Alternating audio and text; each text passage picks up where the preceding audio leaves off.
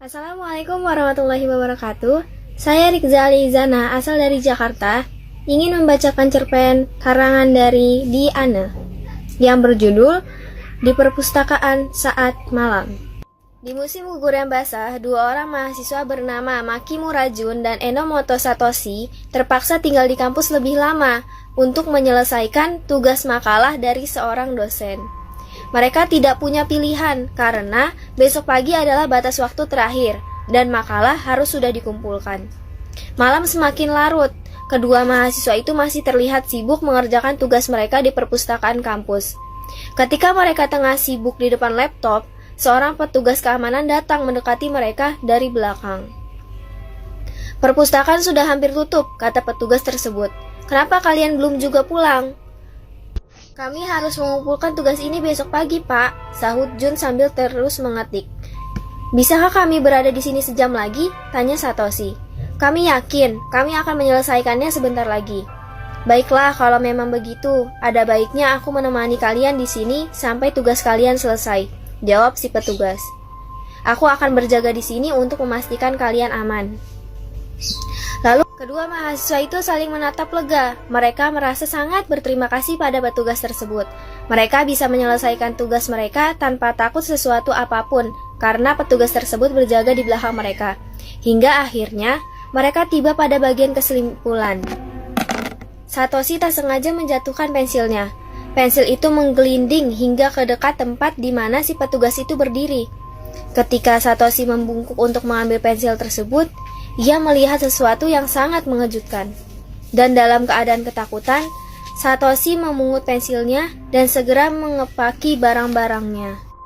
"Ayo kita pulang," bisik Satoshi pada Jun. "Nande?" tanya Jun bingung. "Kita kan belum selesai." "Pokoknya kita pulang sekarang," Satoshi memaksa. "Li, aku mau menyelesaikan tugas ini dulu," bantah Jun. "Lagi pula tinggal sedikit lagi. Kita bisa melanjutkannya nanti di rumah," kata Satoshi. "Sudah kepalang tanggung," Jun tetap keras kepala. "Terserah kamu saja," kata Satoshi dan bergegas pergi dengan terburu-buru, tanpa menoleh sedikit pun.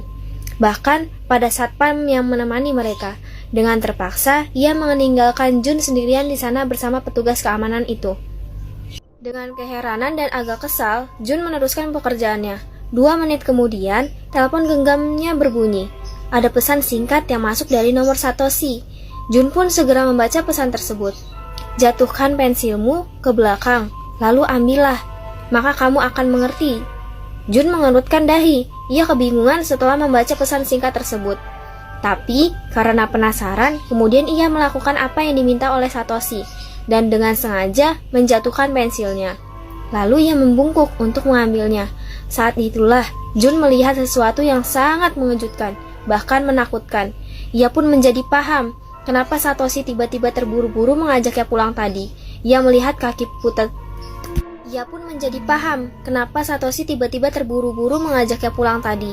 Ia melihat kaki petugas itu melayang tanpa sedikit pun menyentuh lantai. Jun hampir saja berteriak karena ngeri.